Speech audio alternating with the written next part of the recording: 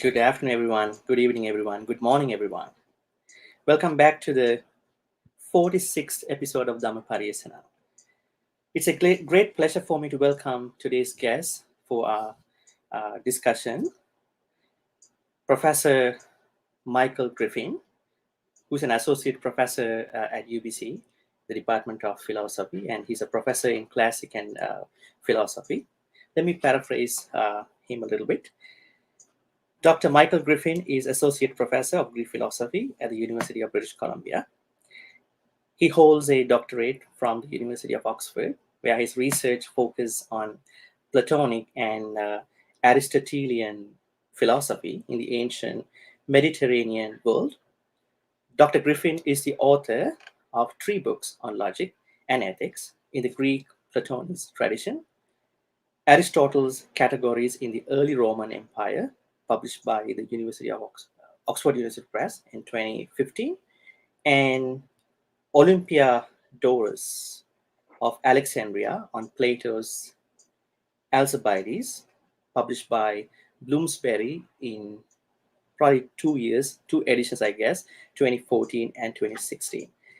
And he is also the co-editor of the Ancient Commentators Project.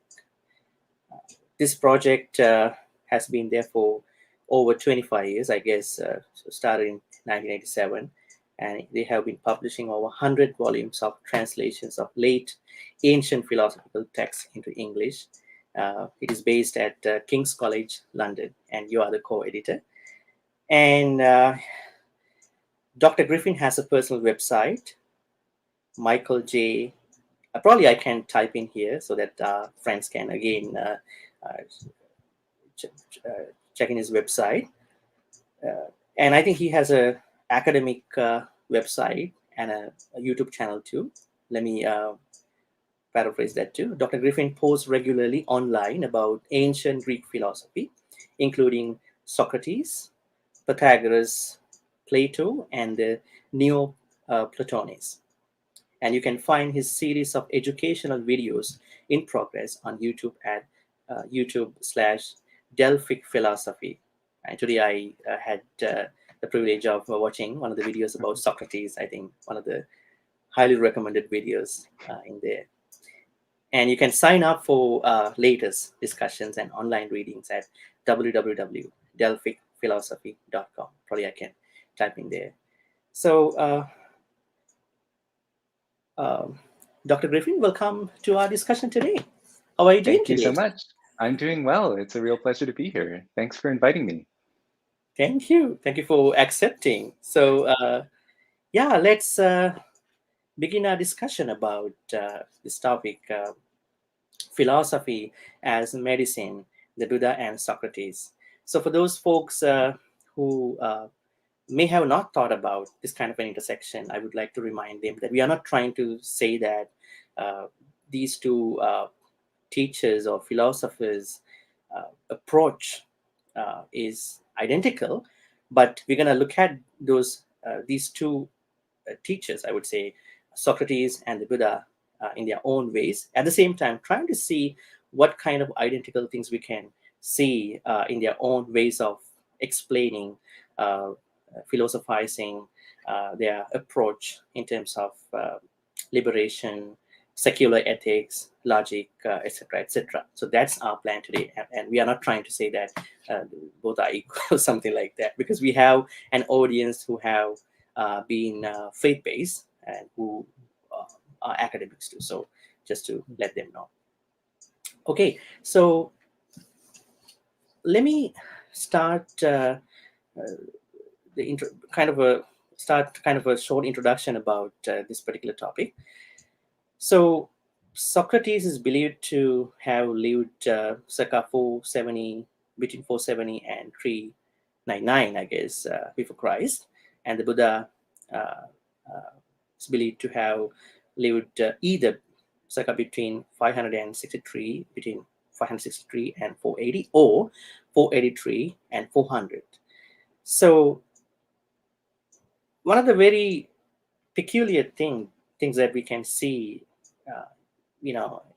between these two great people is that they themselves did not write anything. So I wanted to ask this question from you, Professor. I can speak for the Buddha, and we know that he himself didn't write this, and of course it was written in Sri Lanka somewhere after 1st century. So we know that the Buddha's teachings were preserved by the Theravadins, and then they were not called Theravadins. They were kind of monks who wanted to preserve, and then when there was a split, and then when there were a lot of splits happened, and some monks, they joined in other groups, saying that we wanted to preserve the way how we heard from the Buddha. And then it was more likely an oral tradition up until it was textualized in Sri Lanka. So what do you think about Socrates' records? I think they were sort of written, or they were sort of explained by his students, I guess Plato and the Senna. I can't remember his name. So, Professor, what do you think about this first, discrimination about the thing? What do you think about the textualization, and why these two teachers were not able to textualize, and why it went to the hands of to their students, and the veracity and the validity of these texts? Let's begin the discussion at that point. That's such a great question, and I agree, a great place to start in a way. How do we know or think we know about these two philosophers? And coming back to what you said at the beginning, it's nice to think here of both similarities and differences, a kind of dialogue, which is a very Socratic and perhaps also very Buddhist idea. So in the case of Socrates, it's true that maybe with a few exceptions, like a little poetry toward the end of his life, we don't think that Socrates wrote anything like philosophical treatises. So he conversed with friends, companions, sometimes with people who weren't so friendly, and his friends, companions, students, though he didn't like to use that word because he didn't see himself as a teacher, compared notes later in a kind of oral tradition, probably during Socrates' life and also in the early 4th century. And you mentioned Plato and Xenophon, and there are a number of other friends of Socrates, a little less well known, like Aeschines of Sphetus, who also wrote dialogues of Socrates. So why was it like this? From the Greek point of view, I guess one angle on this is that there was a big change happening around the 5th century, 4th century, from orality in general as just a way of, enjoying poetry, literature, sharing ideas, that is verbally in conversation, toward text, toward writing. And so Socrates was really growing up in a time when there was certainly literacy, and it was increasingly widespread, though still in some cases in the hands of an elite, mostly male set of writers who could control the written word to some degree. But he was also immersed in an atmosphere of discussion, of orality and conversation, whereas Plato in the next generation was closer to the text. One other thing to say, maybe, even though that was a point of tension for Plato, is that Socrates' students seem a little like you were saying about different Buddhist schools, to have portrayed him quite differently.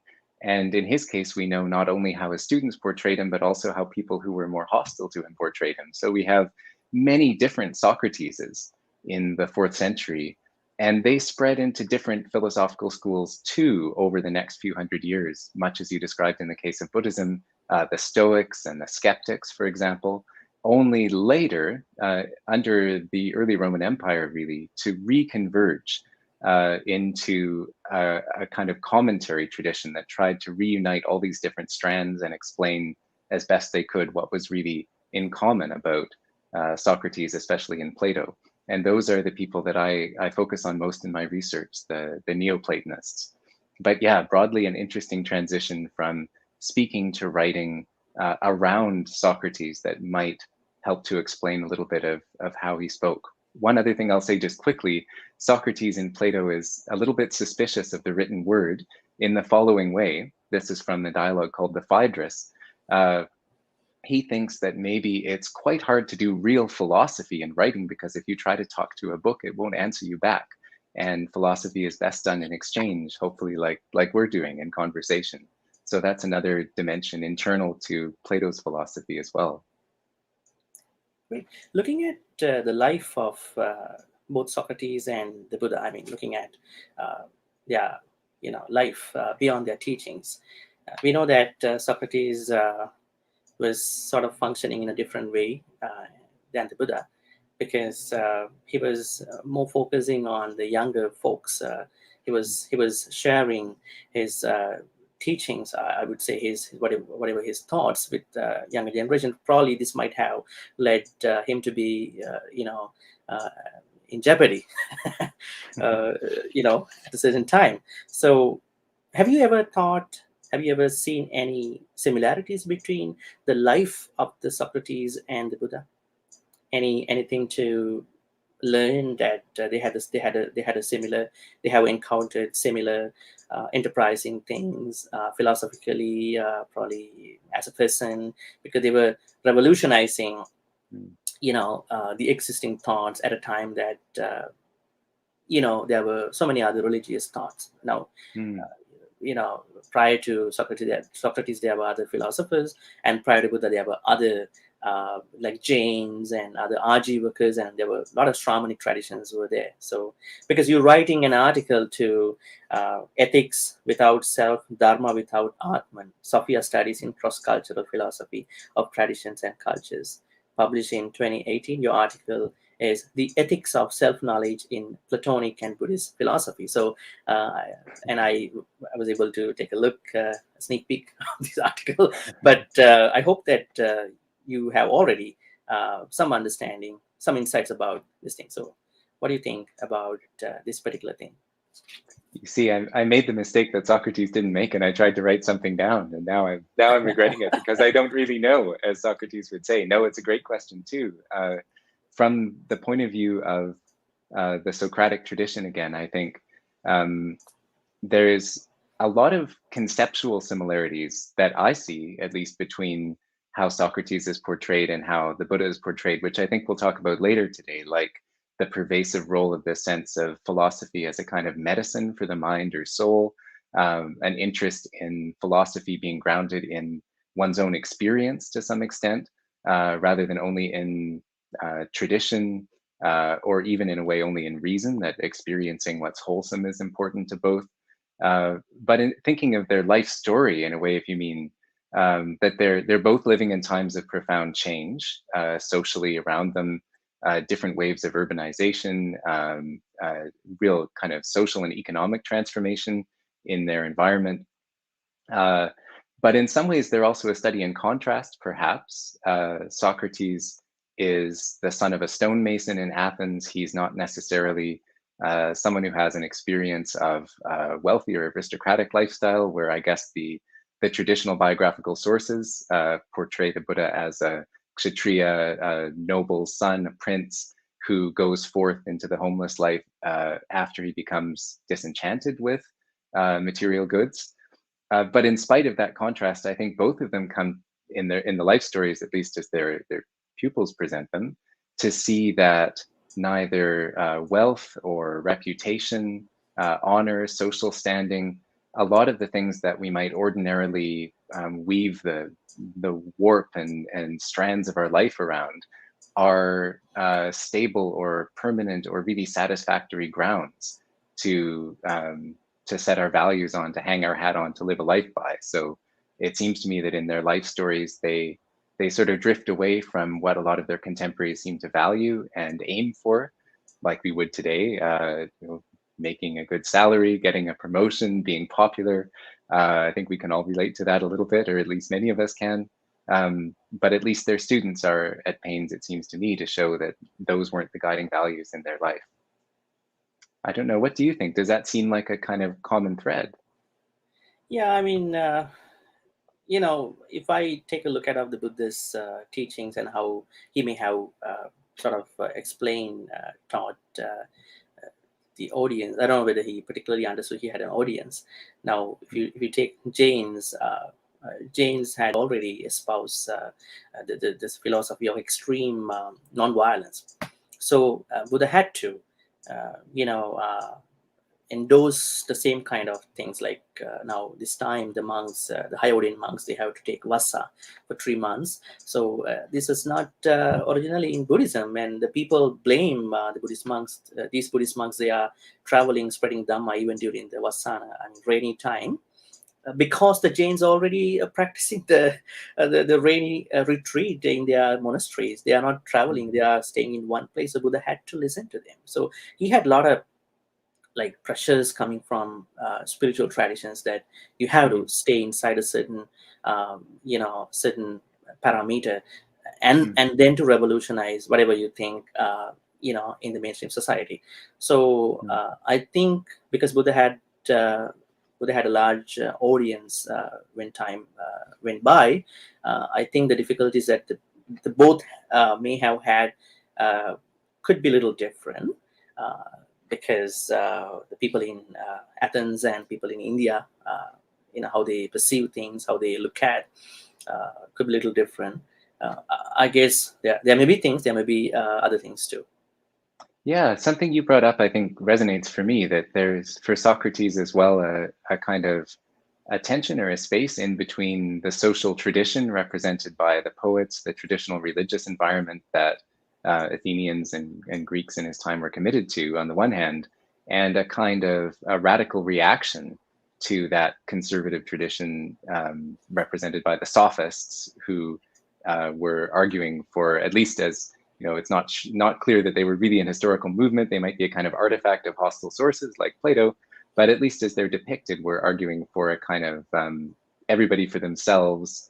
Only the individual person is kind of able to say what perspective is true for them. There's no kind of truth to look for beyond that. So from Socrates' point of view, at least, these two are different extremes. On the one hand, tradition. On the other hand, this kind of dismissal of tradition entirely.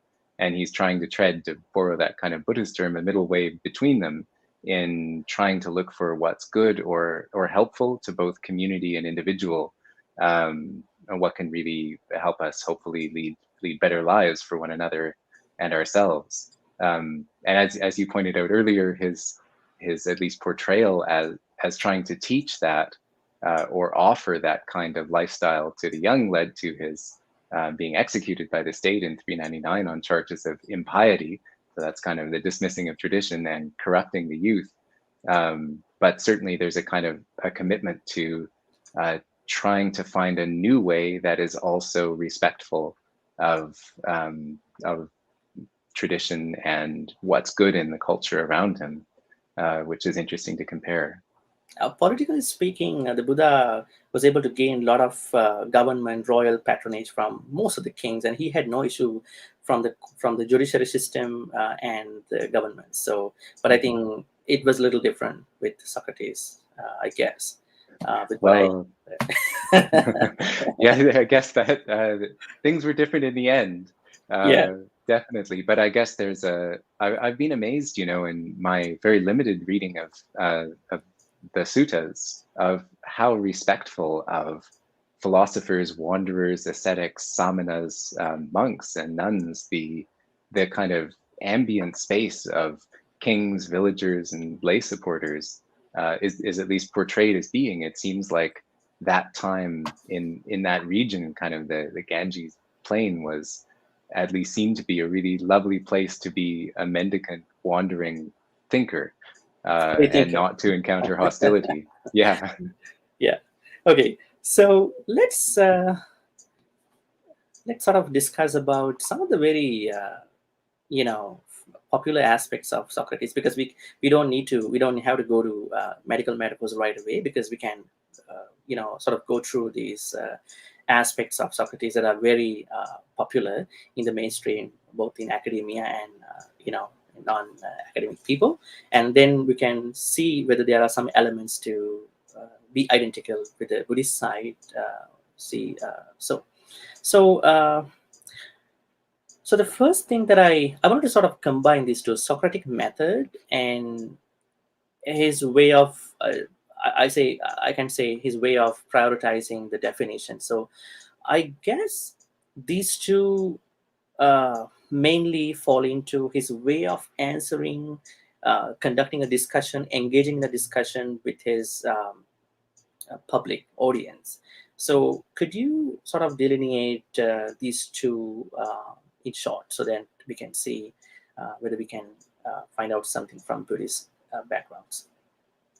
Yeah, so the first part, Socratic method as a way of kind of conducting inquiry, there's it's often attributed to Socrates that he said something like, I know only that I know nothing. And so he would only ask questions and had nothing to teach, which at least to me seems kind of true, but with a little bit of tempering. So as far as I know, in Plato, at least as an example, Socrates never says something quite like, in a blanket sense, I know that I know nothing. And it's maybe a good thing, because if he did, that would be self-defeating, because then you'd know something that you know nothing, which was an issue that came up for later skeptics. Rather, he presents himself as knowing what he doesn't know, which he presents as a kind of intellectual humility that he's inherited from the oracle at Delphi, the idea of a kind of human wisdom embedded in the injunction to know thyself. So this idea of knowing what you don't know, recognizing you might know some things that are kind of domain specific, like a carpenter knows how to work with wood, and a smith knows how to work with metal. But there's some things we don't know, and with those we should be humble and try to inquire and try to learn from experience as best we can. With that in the background, Socrates goes around kind of conducting a social experiment in Athens, asking people who have a reputation for wisdom what they know. And if they're not able to kind of present it in a consistent way, he thinks he can help them to see that they also still have something to learn. This is part of, at least as he portrays it, what made him unpopular, because showing lots of politicians, for example, in public that they might not be as wise as they think they are doesn't always lead to good polling numbers. But his interest is in all of this to find the truth. So as the conversations are presented by students like Plato and Xenophon, this means that Socrates is often presenting himself as lacking knowledge about things that really matter, like what is happiness or well-being, what is the goal of human life, what is virtue or goodness, like courage or fairness, how we can treat each other well. And he thinks that these are questions, these really important questions about how to live, where we don't know what we don't know. That is, it's not like how the carpenter knows how to build. We just, many of us at least, haven't given these questions the thought that they deserve, which means we're not necessarily having the chance we could have to cultivate our own well-being and to better our communities to the best of our ability, which is really important to him. So as this pans out in practice, it's Socrates going around and asking lots of questions and saying he himself doesn't know the answers. At least in some of the dialogues as we have them, and that has this name of Socratic Method, which has at least an echo in, for example, modern law schools, where professors will often engage in this kind of Socratic question and answer with students as a way of teaching without imposing. Since, as some of the Platonists understood Socrates, he thought that education, educare, sort of drawing out in Latin, is not the filling of a pail, but the lighting of a fire, as Yeats put it, paraphrasing Plutarch. So that's a bit about Socratic method, sort of asking questions, looking for consistency in the answers, and having intellectual humility. And the second part you mentioned, if I understood rightly, sometimes it's happening in public, this kind of exchange. And so there's a sort of educational dimension to that, but maybe you could say a bit more about that. Do you mean the definition part? Yeah, okay, so you maybe say a little more? Looking at kind of a explanation about Socratic priority of definition. So okay. the ways in which how he starts a discussion, he's sort of looking for a multiplicity of different definitions to start a discussion. Was that happen with Socrates? So that he's looking at different, this happened with the Buddha too. Like when Buddha, came to the place where he's preaching, and he's questioning the monks, what did you talk before I came here? So he's gonna make it a point to give a Dhamma talk. Okay, so you know what, this happened because of this. probably, I guess, Socrates may have had something to start off, with. Probably he's looking for different experts in the audience to get something out of them, then to go ahead. And I don't know how he's going to end up with the discussion, but yeah. Yeah, I understand. So yes, that idea that Socrates is after a definition, or in Greek, a horismos, of the terms he's asking people for their wisdom about. I mentioned before, like justice or fairness or courage or virtue or happiness. And the idea that he kind of introduces or pioneers this mode of inquiry is pretty important to later Greek philosophers too. Aristotle stresses this, for example, that Socrates was the first to really do this. To say that if we're going to seek wisdom about the topic, we'll need some kind of working definition about what it is. And this mode of question and answer is potentially a good way to test definitions, because if I say that courage, for example, is always taking the initiative in battle, we can test that definition out by seeing if there's any counterexamples where something seems courageous but doesn't mean making the first move. In one dialogue, that example comes up, and it's possible to retreat bravely. So it turns out that's not a good definition of courage. So that definitely does seem important. And I guess ethically it implies a demand for consistency in several ways that I mentioned before as internally important for Socrates. So consistency between my words and my actions. Being, if I think I understand what courage is and I'm doing something because it's brave, hopefully I'll both talk about it and behave accordingly in a consistent way, rather than my words and actions hypocritically cutting against each other. But also everything that I say and do with the goal of being courageous is hopefully harmonious and fits together. That's kind of an implication of the search for definitions. Another one is that and this is a much more kind of radical and contentious one, if I really understand the definition of some moral or ethical term that I use to justify my actions, for example, I'm doing this because it's for justice. If I really understand justice, then I'll never be able to act against it. I'll never be able to act unjustly. So somebody, Socrates thinks, never does wrong on purpose, in the sense that they never really go against their better judgments. If I seem to go against my better judgments because I'm having my my seventh coffee of the day or something like that, even though I think I know better, I know the definition of health or something like this, so I know this isn't healthy, I must not really understand it deep down. That value must not be as kind of imperative for me as I think it is. And this is sometimes called Socratic intellectualism, this idea that if I really understand it, I'll act accordingly, which reminds me a little, though I don't know, of the Buddhist idea that if I have insight, or is it panya, into certain kind of moral ideas, it's very hard to kind of go against that insight. Yeah, true. Yeah, when someone can practice insight, vipassana, and then can get into vipassana, help someone to get into panya, actually. So that's pretty similar. Yeah. Okay, so let's find a space to get into our main subject, medical matters. But I would like to see this word. I guess this is kind of an untranslatable ancient Greek word, eudaimonia. Happiness, well-being. I think you can sort of explain a little bit more. And then Socrates' intellectualism. So, how do you see this ancient word, Greek word, eudaimonia? And then what can you say about it? Actually, I mean, is it translatable, or is it something really sacred? Because people don't like to accept these dictionary words. Happiness is an accomplishment, like something to pursue, but people are not happy at the end. Looks like this word has much more to think about. I mean, especially from the Greek, way. So, how do you see this concept that was espoused by Socrates? I guess eudaimonia, and how do we take it as a connection to getting to the medical metaphors? So this is what I'm trying to, go. No, that's a really helpful transition too. Thank you. I think Eudaimonia is literally this ew part at the beginning is not like ew, though it feels like it. It means good or well or wholesome.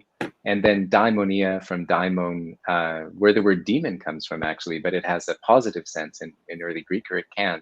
So it's a spirit, often for Socrates, an important word because the daimon can be the spirit that comes to Socrates like a conscience, as the later Platonists understood it. But put together, eudaimonia means something a little simpler. It's being sort of in a state of flourishing. So in this sense, the spirit's allotment, one of the ways daimon is understood, is good. One of the metaphors that's helpful to think with, at least for me, is Aristotle's, that it's like the seed, or say the acorn, growing into an oak tree, or in Aristotle's metaphor, an olive tree from an olive seed. This is flourishing. So any seed that sort of fulfills its potentials, its best potentials, that is flourishing. That's having that sort of daimonic seed flourish into good condition. And of course, it's unique to every individual. So for you and me, our seeds, our kind of acorns are distinct. So the oak trees that flourish are distinct. This idea of well-being as kind of flourishing is different from a mood, as you pointed out. It's not just being in a good mood, feeling good. We could feel pretty down, but still be flourishing. We could be in a tough place. We could be really striving, trying to help lead a meaningful life, make a difference, and still be flourishing in this sense. But I find that kind of organic metaphor of the tree useful to see what they mean, because often, at least as the ideas worked out later, it's a matter of fulfilling unique potential, seeing what's really unique about you. Are you doing what you uniquely can do to flourish? And I guess the other dimension of this, transitioning into our theme of philosophy as medicine, is that eudaimonia as a positive idea of flourishing seems kind of like a parallel maybe to the Buddhist idea of the cessation of dukkha, cessation of suffering. I'm sure, as you were pointing out at the beginning, there's important differences here too. But as a goal of the kind of medicine of the mind or soul that Socrates conceives of as philosophical activity, eudaimonia certainly seems like the kind of what answers to the cessation of suffering in Buddhism. Great, that's a good way to start off this medical metaphors. So, as we know in Buddhism, psychological health is understood as the highest form of happiness, nibbana, parama sukha, which is given in many places, but it has not de-emphasized about the physical health as well, because Buddha also talks about one has to be healthy without overly attaching to the body, and we can see a lot of suttas about it. In one sutta, Buddha says the number of diseases people might get over 20-30 in Girimananda Sutta in Anguttara Nikaya. And also he says in one of the suttas in the Anguttara Nikaya, I guess, Roga Nidana, I guess. In this sutta, Buddha says, somebody can claim that I was not sick for a week. I'm healthy for a week. Somebody else can say I'm healthy for 2 weeks, 1 month. Somebody else can say I'm healthy for an year, 2 year, 20, 30, 50. But if somebody has not attained Nibbana, nobody can claim that I'm mentally healthy. That means all those folks, including us, who have not attained Nibbana are mentally sort of ill because we are struggling with our defilements. I mean, I would say asava, stains, and defilements, kilesas, and what you call kilesas as well. So one writer, I guess his name is correctly pronounced by Siero. He writes in his book, probably an article, the Siero and the Emotions. We should hand ourselves over to philosophy and let ourselves be healed. For as long as these ills of the mind remain, we can attain to happiness. And this is kind of a secular way of looking at it. And a Mahayana writer called Shantideva in his, Bodhicharya Avatara says, Buddha's teaching as the sole medicine for the for the ailment of the world, the mine of all success and happiness. And we know that Buddha is treated as a surgeon, not as a doctor, like a surgeon. And the sutta the famous sutta called, I guess it is named as Chula Malunki Putta Sutta, wherein which we can see that somebody is stuck with an arrow, and then Buddha is trying to say that his level of philosophizing things.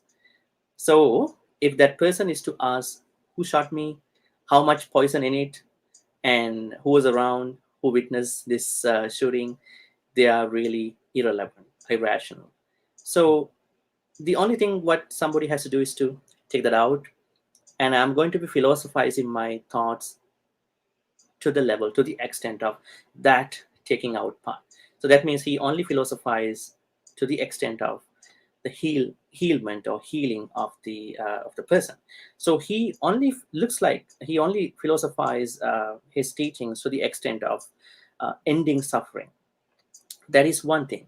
And a striking similarity that we can see in both Socratic and the Buddhist philosophies is that they all talk about that tranquility is necessary to achieve, in this case, Eudaimonia, in Buddhist case, Nibbana, or a jhanic happiness, which is a little bit secular.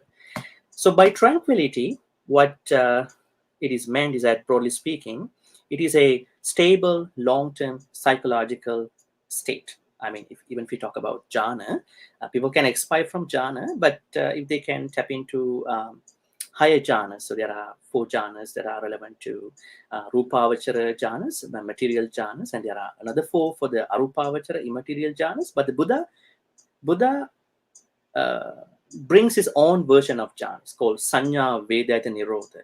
That means there is a happiness that you are not getting through the psychological health, because there is a cessation of perceptions and then feelings.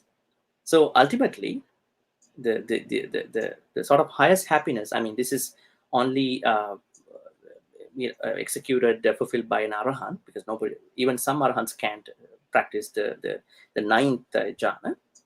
It is a Buddhist jhana. So it seems to us that this jhanic happiness is what is giving us kind of a knowledge about non-psychological happiness, because in one of the suttas, Arahant Sariputta explains to Arahant, I guess, Punna, Nibbanic happiness, I mean, this is the highest happiness, has no level of feeling. Because when you have a feeling, we are struggling, we are trying to give some identification to that feeling, and we are looking at the same feeling back again in the future. When we don't have it, we are complaining. So there is jhanic happiness, there is Nibbanic happiness. So it should be a long-term psychological state that is characterized by the absence of many or all emotional oscillations, because our emotions are always being oscillated by the external factors. And it's brought about not by what happens to a person, but by a person's achieving a proper orientation. So this is what the Buddha says. Now, in one of the suttas, Buddha also says that our sense faculties, our eyes, our ears, nose, tongue, body, mind, they are like an empty village. But there are village bandits who loot the village. So what are they? They are the objects of the senses, rupas, sights, sounds, smell, taste, touch, thoughts. They are like village thieves, looters. They come to us, they're gonna steal what we are having. So it looks like that it is an orientation and not what happens to us. So so it looks like that living well, as implying a form of psychological health characterized by tranquility.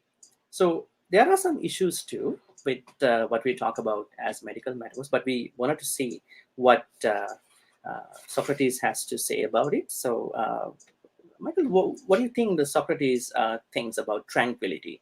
Because in order for us to attain, I guess, Eudaimonia or jhanic happiness, because jhanic happiness is the perfect happiness in secular life, we need a sort of tranquility. Now, if you can remember, if someone wants to attain jhana, they have to sort of suspend some of the activities in the mind, because this mind is always like running around like a monkey, call it monkey mind. So we need a sort of tranquility, and tranquility is fundamentally attained by overcoming the five hindrances: kama, chanda, sensual desire; vyapada, the ill will; tinami, the sloth and torpor; and uddhaja, kukucha, restlessness and worries, remorse about what we done, either good or bad; and then doubts. So these five are always giving us a hard time to be tranquil.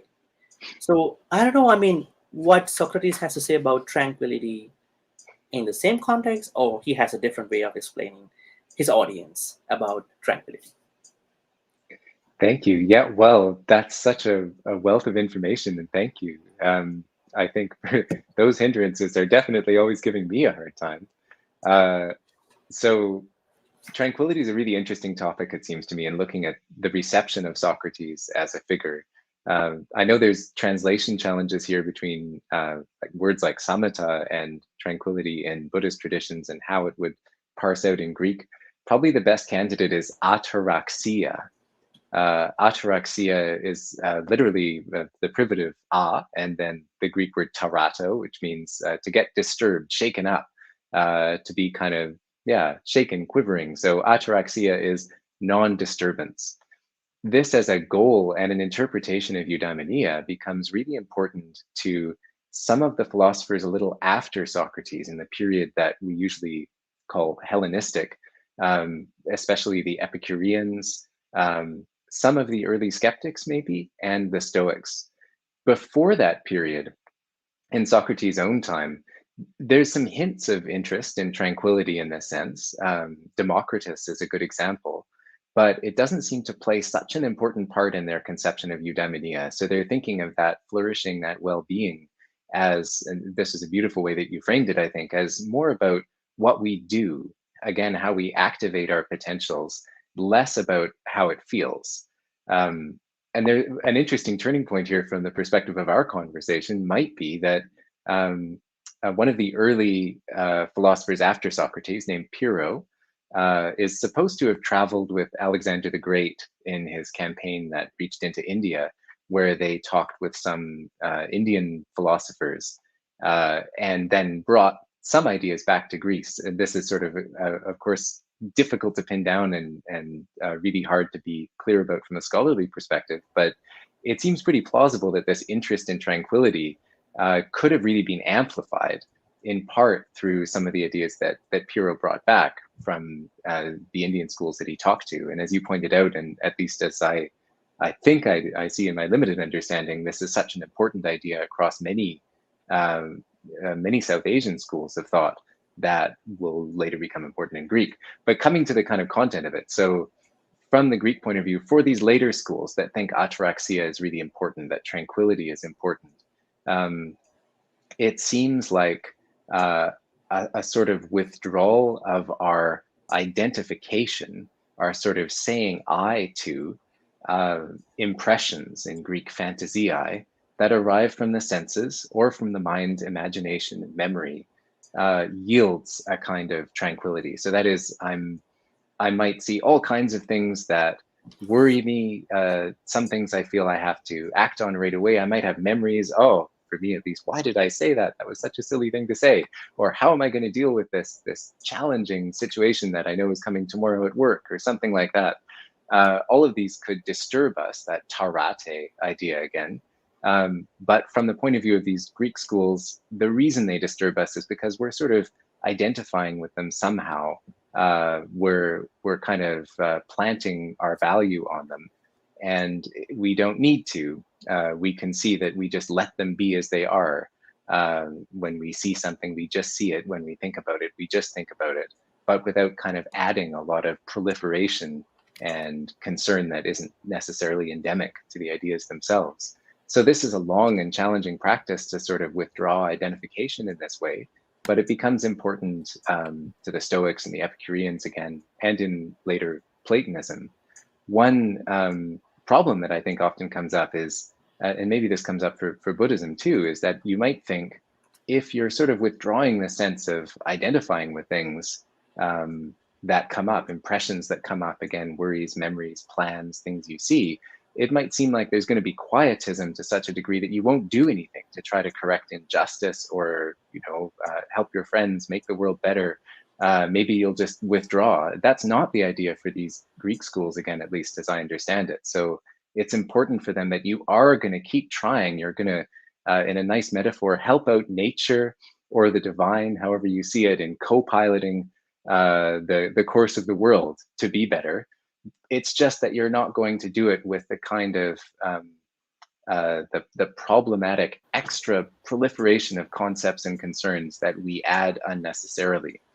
At least that's the thought. So for example, you can be very active without cruelty, without selfishness, without greed, and still make a difference. So that's one thought about the tranquility part. Just briefly, I'll say the Socratics also think, though, that tranquility is not the whole story, that there are other dimensions to Eudaimonia that go beyond tranquility as well, and that I don't know nearly enough about the Nibbanic jhanas you were talking about to make a comparison there. It seems to me like there's such a wealth of capacity to explain these states in Buddhism that's really hard to find mirrors for in systematic Platonism, but I think that could be an interesting ground to explore too. Yeah, amazing. Let me add a couple more medical metaphors and things that we can learn about Buddhist philosophy as medicine in addition to Socratic philosophy.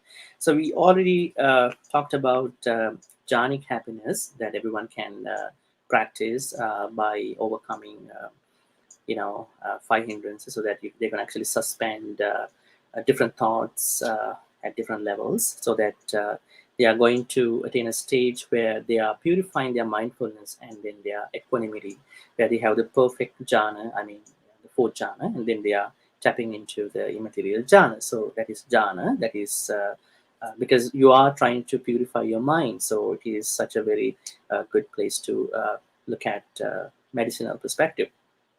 And then the 4 noble truths with the noble eightfold path, that is the highest teaching where someone can practice to attain nibbana.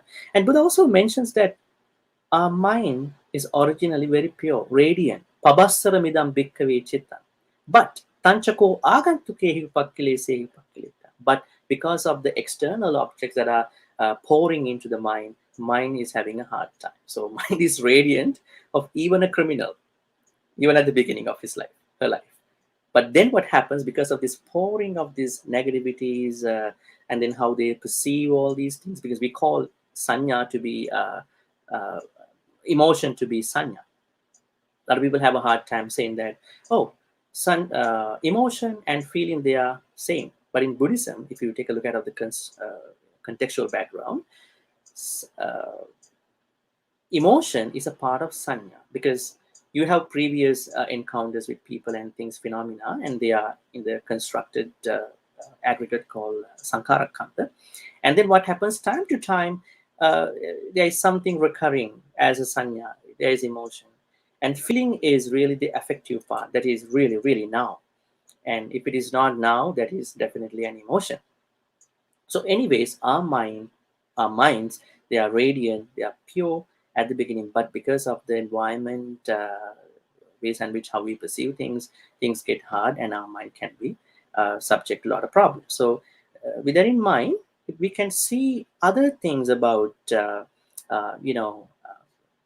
medicinal aspect, medical metaphors in the Buddhist teachings, especially this bhavana perspective, the meditation. Now a lot of people are interested about meditation, mindfulness meditation. So they are trying to overcome pancha nivaranas, and slowly they are moving on to from samatha, because in samatha they are trying to overcome 5 hindrances, and they are slowly moving towards the vipassana perspective. They are looking at anicca, impermanence nature, dukkha, dissatisfaction nature, unsatisfactory nature, and no ownership nature, anatta, with every phenomenon they are encountering on a daily basis. So this is another great level of one's mind, especially when we see the medical perspective, psychological value of the Buddhist teachings. And if we see Abhidhamma, the highest teachings of the Buddha, which were originally taught to Devas and the Brahmas, it is clearly the compendium of all the psychological teachings. The Buddha correctly touches these technical terms, how things happen, how we are into akusalas, unwholesome thoughts, how we are into kusala thoughts, and how we are born, how does the patisandhi rebirth consciousness traverses from this life to the other life, how a thought works. There are 17 moments to pass. So all this is about psychological health. So that is another side. And if you move on to Mahayana, I don't say Mahayana is a different teaching. I always say Mahayana is a developed version. Is a development of Theravada. Because now anicca, dukkha, anatta, impermanence, dissatisfaction, no ownership. Then they added emptiness, shunyata. Now in anatta, people have to understand this is we have a different question for that. We have a conventionally self. We call it atta. But while we are having this atta, we have to understand that there is no atta exists. There's not no self, but we cannot take that conventional self to be the permanent self. But then the Mahayanis say, if the Theravadins try to say that only 5 aggregates exist, but no person, no animal, or whoever, then that is also a labeling. I mean, technically speaking, there can be, if there are no people, no animals, then there can be 5 aggregates too. Then what can happen? There is emptiness. So what is this emptiness and how it is connected to this medical perspective, this medical metaphor? Emptiness is not a view, the absence of inherent or substantial nature. Now in Abhidhamma, we know they always talk about the real nature, inherent nature of life, inherent nature of phenomena. But the problem is there shouldn't be this inherent nature after you understood the inherent nature. So, but the elimination of all views, that anyone who thinks it is a view, that is what we understand. There is an illness that is incurable. Because if we think that there is a view, then there is an illness going around of that person. So emptiness is a fine example, fine addition by the Mahayanic tradition to anatta philosophy, in addition to these 3 universal characteristics. So that is another place to understand. In addition to those, we know there are many things. Confession is a great way of looking at this as a medical metaphor, because we confess. Like we say after each puja, we apologize to the Buddha, his teachings, his Sangha in Buddhist perspective, for any mistakes we did on a daily basis. So we are trying to purify the mind. If you go to Vinaya, monks and nuns, they always purify. They always have to confess to other monks and nuns about daily mistakes, what happened. If you go to Sabbasava Sutta, we can see different ways of tackling our asava stains. There are many ways we can eliminate, we can overcome asavas by looking at them, by making them sort of calm. We can eliminate, we can overcome them by reflection. We can stop them coming by being away from those objects. We can also practice meditation. There are multiple ways to practice this psychological context, and there are many things. And one thing I like to say that I see in particular is modification of our habits, because one of the biggest problems that people face every day is anger. So they can't really take that because they're so much angry about what's happening now during the COVID time, and probably they see their family members quite often. They don't know what to do. In the past, they left house in the morning, they come back in the evening. So there is a kind of a bracket, like a buffer zone. But now they're gonna see them every time. But I'm gonna talk to my other half. How I'm gonna stay in this house, right? So there's so much frustration that can happen with anger. The final thing is anger. So this anger is something, an emotion to not understanding what's going on. So the Buddha quite clearly explained in many places we have to manage our anger. It is definitely a psychological medical thing. So, Professor, what do you think about, because you've written about the Buddhist perspective too, looking at all this, could you sort of summarize something by looking at the both traditions? So that would be nicer. No, that's again, I shouldn't have written anything, but I'm learning a lot. Thank you for taking us through that. It was very educational for me. I do have a few thoughts. I'll try to pick up a few different strands maybe and see what weaves together. So maybe one going back to just for the framework of it, medical metaphors in general. Uh, it seems to me like an important um, context for both Socrates and the Buddha that medicine as a science was making such strides in their time. Also, something we might feel grateful for today. So, as you pointed out in the Four Noble Truths, we have this sort of pattern of recognizing a symptom with the first truth, diagnosing a cause with the second truth, giving a prognosis with the third truth, and then a course of treatment with the fourth truth, with the path. And medical metaphors kind of in a similar framework through the work of Hippocrates, the semi-legendary physician, and other Greek doctors were used by Socrates in describing how philosophy is medicine, also a kind of diagnosis and prognosis and a path. And that idea of a path is really systematized hundreds of years later. If we look for anything kind of analogous to Abhidhamma in the Greek context, with the Neoplatonists, who I'll talk about in a few minutes. But certainly, I think that basic framework of trying to diagnose and offer a prognosis is a nice idea in common.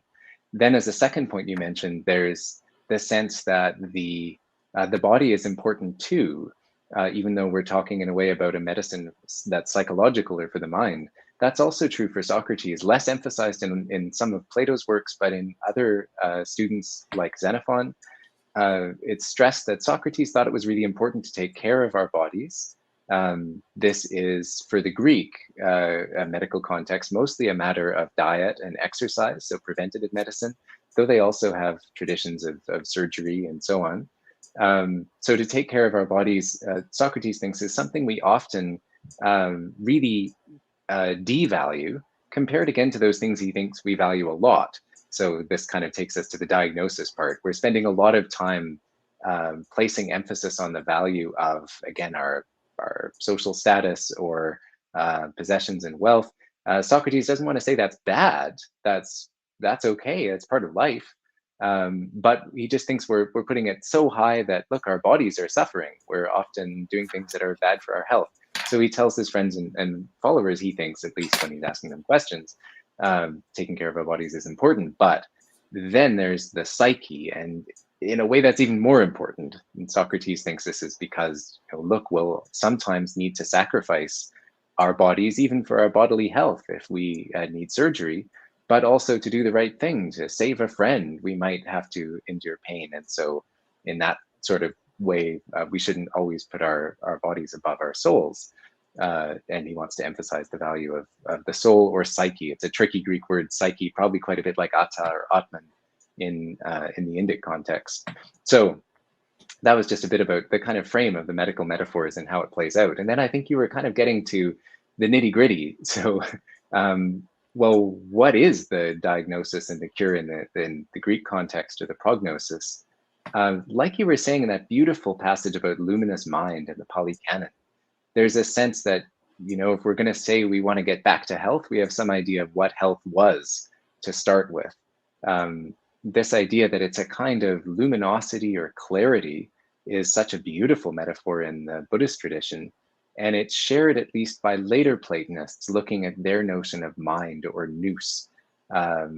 Nous is a kind of awareness that isn't entirely conscious in the ordinary sense. It's almost subliminal, but it's much closer for them to who we are. And Aristotle and at least Plato, Socrates, seem to say this sort of explicitly, that they think nous as a way of experiencing the world, as this kind of deep awareness, is somehow closer to the autos, or the self, or who the person is. Maybe problematic from a Buddhist point of view, but we can come back to that. Part of the reason being that nous sees things as they really are, sees the patterns in the world that are really consistent and unconditioned. These are the Platonic forms for the Platonist interpretation. And it's also not afflicted by, again, kind of greed and cruelty and some of those ordinary values that might cause some trouble. It's much more like upekkha, I think, in Pali, that sort of attitude of an equanimous observation of what's happening without reactive hostility or reactive kind of greed. So there's a sense of that's somehow at the core.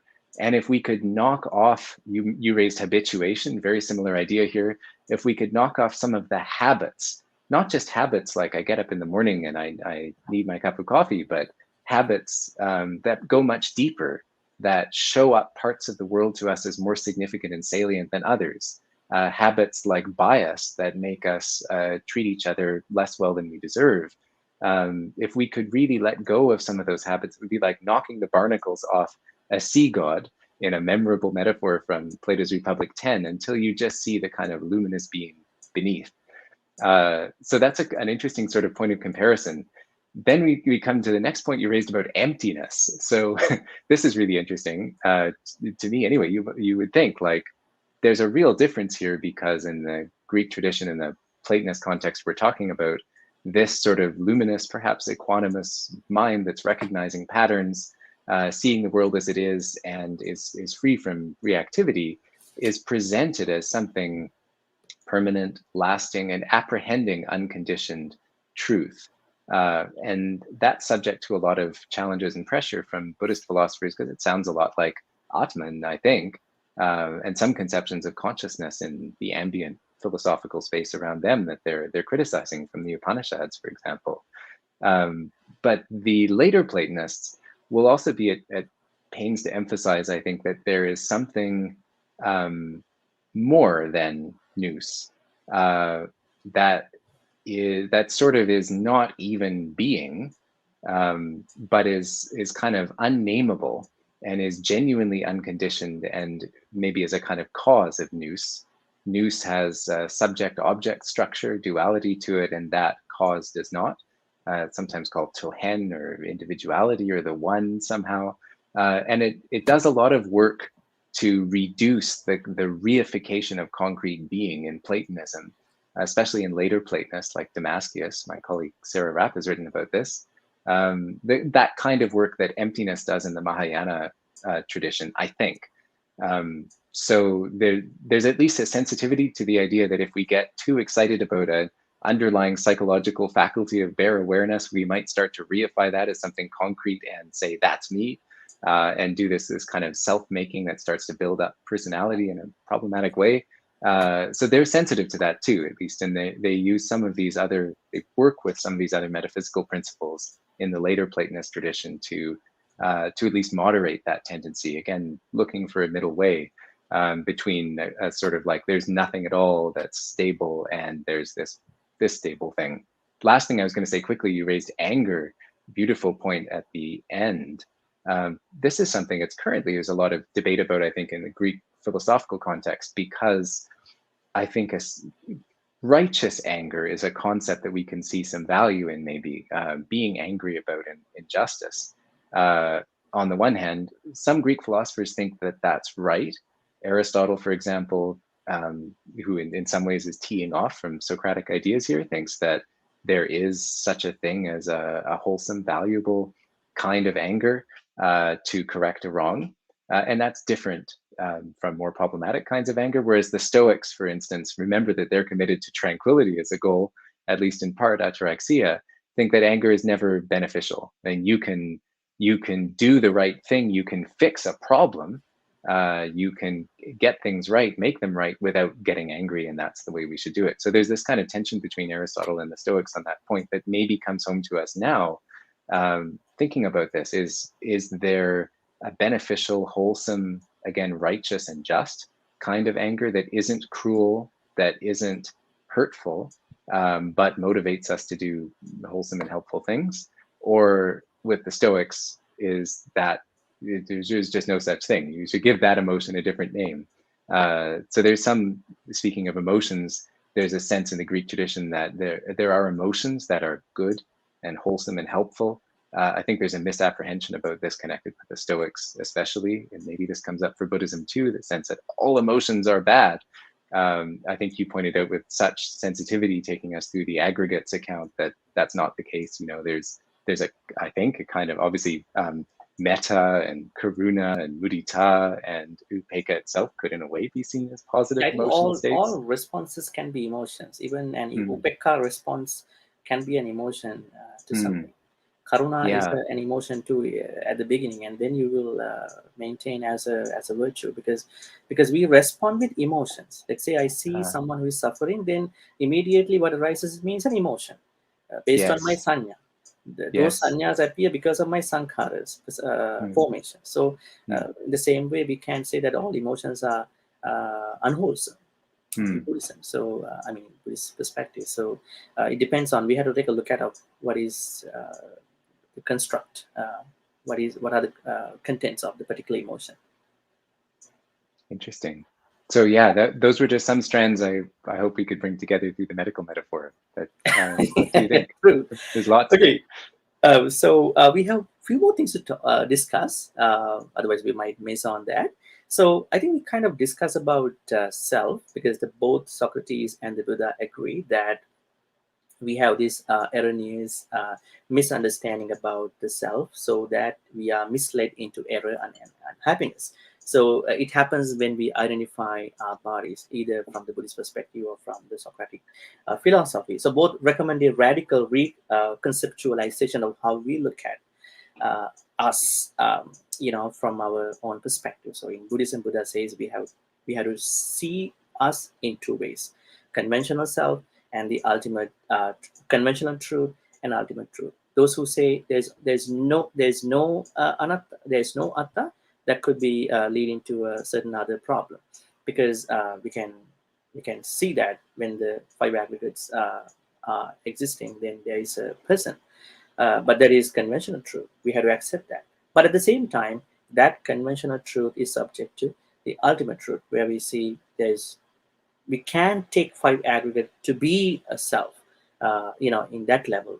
So looks like that the both have this similar understanding about self thing, because we have to sort of reconceptualize the way how we look at it, so that we can minimize our problems. But going beyond, Socrates seems to be endorsing a positive view about self, because he's not talking about next life. So Buddha talks about this samsara, so he has to say about the ultimate self, ultimate truth. So he's in his understanding, he is promoting a secular self that we can see as a positive dimension of how we can develop that self. And Buddha also says, I mean, we have to take care of your atta, self, but not making yourself overly attaching to atta. In Dhammapada, we can see so many stanzas. So I wanted to go into another very interesting part of our conversation. This is more about his religiosity. We understand that Socrates, during Socrates' time, I guess, probably you can correct me, uh, rationalism and religiosity, they seem to be mutually exclusive. But after the Judeo-Christian traditions came out, looks like they take them to be a little differently. Rationality always hitting on on the religiosity.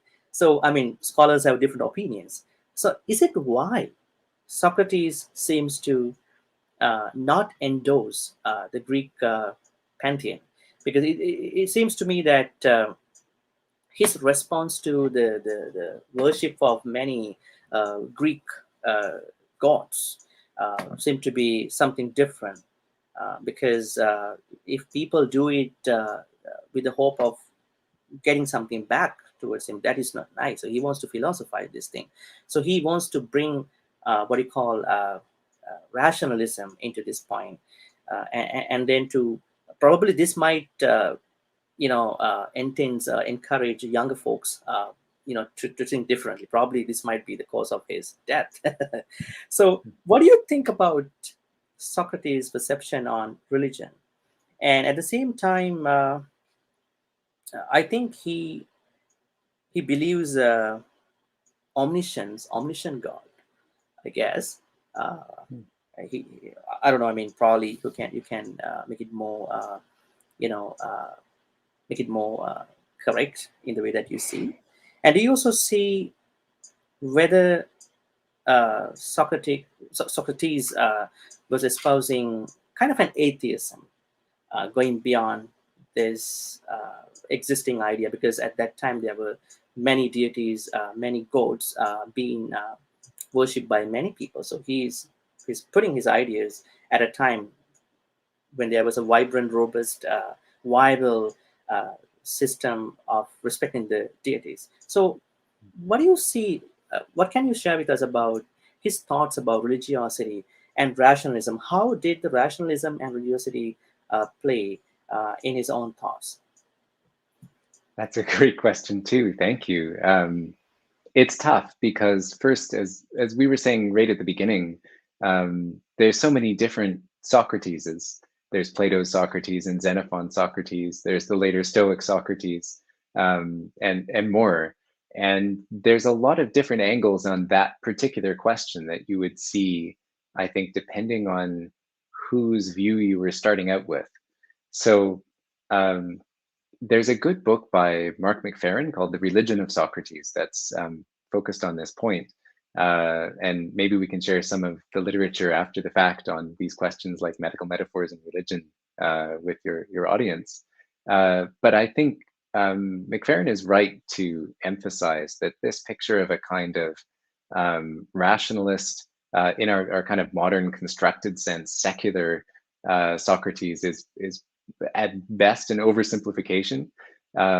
And it's probably, as far as we could tell from those sources, and as it seems to me, not true to Socrates in a few ways. So Xenophon really emphasizes Socrates' religiosity and his piety in a fairly traditional way, participating in the festivals and the worship of the Greek pantheon.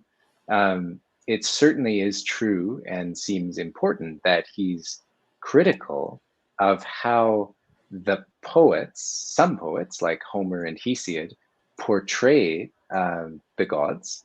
But that criticism doesn't amount to denying that there are gods, or in a way questioning that poetic inspiration about the gods is valid.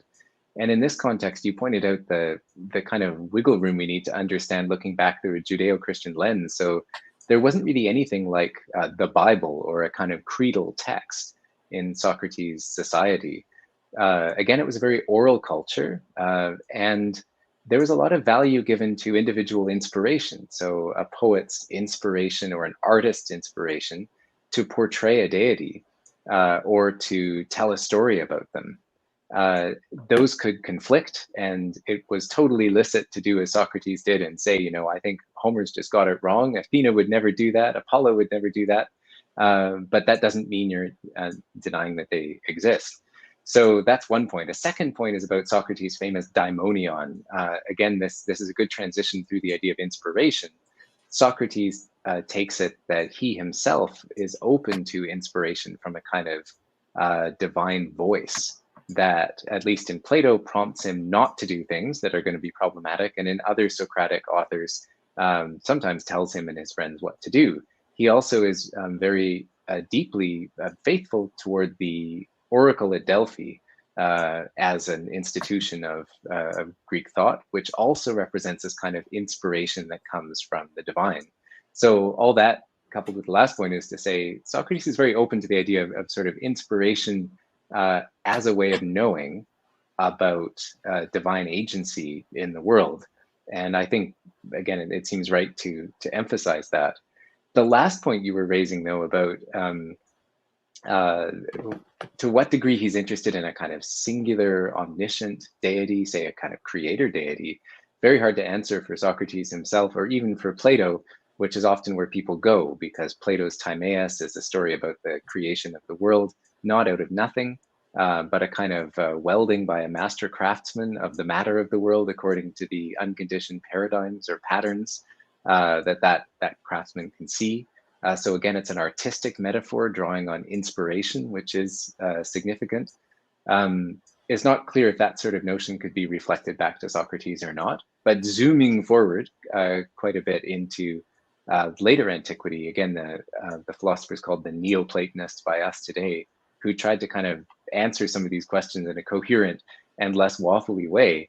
The sense that they develop is that all the traditional deities in the Greek pantheon can be understood as reflecting part of our life, part of the fabric of the world in a natural sort of way. Aphrodite represents love and coming together. Ares represents things coming apart. Anger, we talked about before. There's a place for all of them, understood psychologically and as kind of cosmic forces, but they all still sort of stem from one source, which can't be put entirely into language, but is somehow fundamental to the self, another one of our themes, the human condition. And it kind of underlies what makes each of us what we are, and is indeed sort of all-knowing, but is also beyond knowledge in some sense, which is a source for later mysticism as well in European, Islamic, and Greek and Eastern Orthodox traditions, which is obviously a separate question. So that's a pretty waffly answer, lots of different ways of looking at it, but I think it's important to stress that though it's true Socrates emphasized rationalism and experience, Plato, after him, drawing on his inspiration, emphasized the importance of science, mathematics, testing hypotheses. Still under that is a deep respect for the sources of individual inspiration that underlie this kind of respect for deities in the world. So it may be interesting to compare that as well. Yeah, great. So finally, let me sort of look at some implications, flows of the analogy between the two traditions. Probably there may be, I mean, as academics, you know that we have to see all these aspects, not saying that this is the only truth.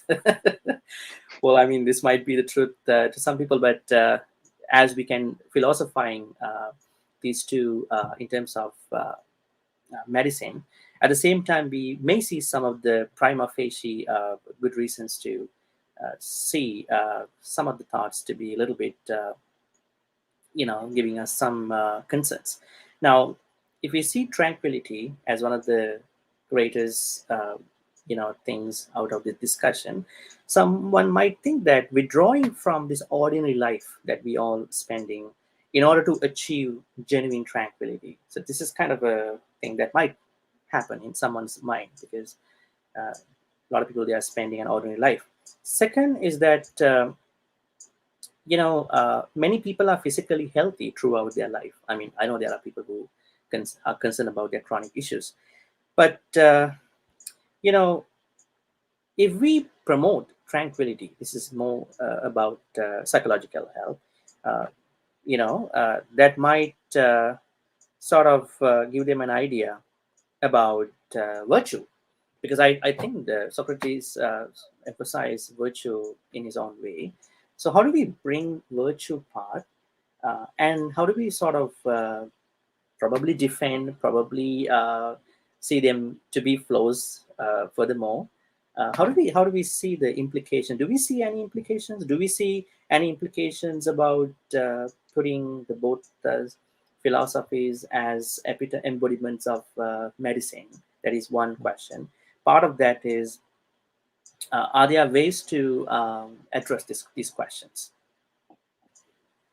So yeah, that's I certainly hope so. I hope we can kind of take that forward and think more about the implications of these medical metaphors and what it means to look to a philosophy in that spirit. One idea that comes to me, because you raised virtue, is to compare two structures maybe in later traditions in both contexts. So on the one hand, in Buddhism, as I understand it, the triple training of Sila, Samadhi, and Panya, that structures, is it Buddhaghosa's Visuddhimagga, for example, to some degree. And on the other hand, the later Platonists, I've been talking about the Neoplatonists, the way that they structure the kind of curriculum of developing, or the path toward philosophical well-being. So speaking to the Greek side first, again, as I understand it, there's a sort of sequence that we start by recognizing our the way that we're conditioned and the habits that we have, that we built up from all around us, that may orient our values in a way that could lead us to lead our lives in a less fulfilling way. And then as a step beyond that, we try to harmonize all of our motivations. I've talked about the gods a little earlier as like a circle you're trying to make a harmony of it, the same way psychologically. So try to harmonize our emotions, our thoughts, our hopes, our dreams, and a kind of consistent system. There's a musical metaphor here. And that's virtue for them in a way, that kind of consistency and harmony, because only you're only going to do good, they think, from a place of inner harmony and stability. But based on that inner harmony and stability of virtue, it's possible to acquire a kind of concentration or focus that they call catharsis in some ways, a sort of single-pointedness of mind, which then can lead to what we could call a liberating insight, theoria, the witnessing or understanding again of the forms or patterns that really structure us and reality. And that leads on further toward what they might consider a sort of soteriological goal of liberation on the model of Plato's Theaetetus. So that's one tradition. It's kind of virtue as harmony, and then concentration or tranquility, if you like. I think they're closely related. And then this sort of liberating insight. And it seems interesting to compare to the sort of course of virtue sila leading to non-remorse, as I understand it at least, making possible a single-pointed concentration, which in turn can sort of sharpen the eye of insight to facilitate panya and eventually maybe liberation. There's of course also important differences here, and I'm interested in thinking about those as well, but maybe thinking of that sort of sequence is something we could boil down. Like, it's worth trying to harmonize our motivations or seek virtue because it will allow us to be, maybe in the language you've used, more tranquil. That tranquility allows us to focus and really think and try to understand our condition. And through that kind of focus, we'll maybe be able to get to grips with the way things are as it is, and that could be healing. So that's one thought maybe about finding an interconnection. That's an interesting way of looking at it. I mean, you kind of combine sila samadhi panya, virtue, concentration, and wisdom with Socratic teachings. So it's really nice, interesting. Thank you. Yeah, Professor Michael, do you have any other things to add that you think that you may have missed out in our discussion? Otherwise, we can wrap this up after. Just to say that I'm grateful to you. For your viewers who might not know, you were very kind in teaching me some Pali when you were here at UBC as our colleague. You were always a wonderful colleague, and it's a real pleasure to get to spend some time learning from you and with you again. Thank you. Thank you so much. And I wanted to show our friends about your links. This is going to be Professor Griffin's personal website. I hope that there are links to his other website. So www.Michael. You wanted to read, Professor? Michael. Yeah. So you've added a couple of the links. There's for those who are interested. Griffin.com. It's on the screen, Professor. Yeah, that's my personal website. Yeah, and then you have a YouTube. Channel. For those who are interested, that's Delphic Philosophy, and you have another web page specifically about Delphic philosophy. It's going to be delphicphilosophy.com. So friends, if you are willing to learn more about philosophy, especially this ancient philosophy, especially the writings of Professor, you all can go check. You can be subscribers too. I mean, probably in the future, I mean, those folks who wanted to study philosophy under Professor, they can apply to UBC at one point. And Professor is welcoming them at one point if they are eligible to study under you. So, I mean, those folks who wanted to study more about Socrates, Plato, and all these, great thinkers, and also the pre-Socratic thinkers as well. So that's something to remind. So I want to thank you, Professor Griffin, I'm very thankful to you for accepting this invitation. And we've been having this for some time, and you were busy, I'm busy. So we were able to make that happen. And I'm very Thank thankful you. to you for coming this week. What a pleasure. Thank you.